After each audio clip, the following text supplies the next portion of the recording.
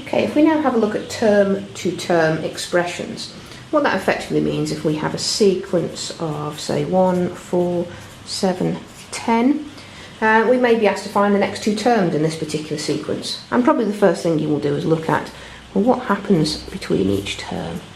So we can see that we're adding 3 on each of those times.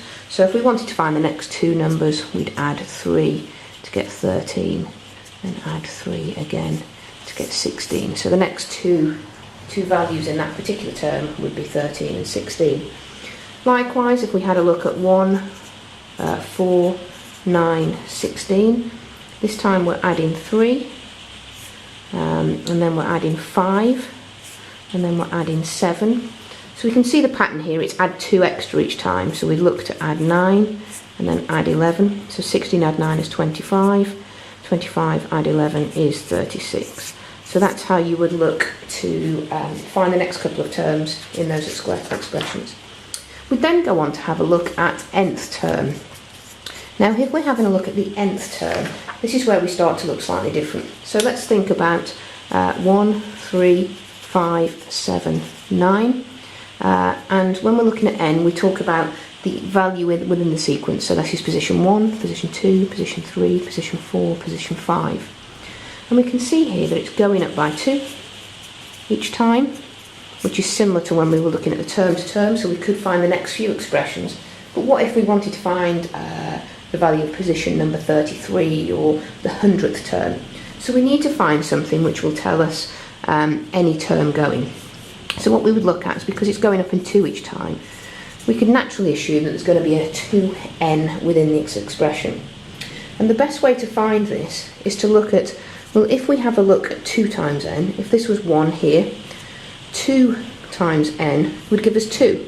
We're actually looking for the value of 1, so we're taking away 1 there. Let's see if it works with this one. 2 times 2 is 4, take away 1 will give us 3. There's 3. 2 times 3 is 6, take away 1 gives us 5. So we've shown there that 2n minus 1 is the nth term of this particular expression. Let's have a look at one more. So have a look at 3, 8, 13, 18. This time we're adding 5 each time. This is position number 1, 2, 3 and 4. We could safely assume that 5n is going to be part of the nth term here. So if we did 5 times 1, that would give us 5. We'd need to take away 2 to get to 3. Let's see if that works for the other examples. 5 times 2 is 10, take away 2 will give us 8. 5 times 3 is 15, take away 2 will give us 13. So there we have it, the nth term of that particular expression is 5n minus 2. Now all of the examples that we've just gone through will enable you to complete exercise 7h, 7i, and then to go on to the chapter review 7. Alternatively, that's 2h from Active Learn, 2i from Active Learn, or the chapter 2 review from Active Learn.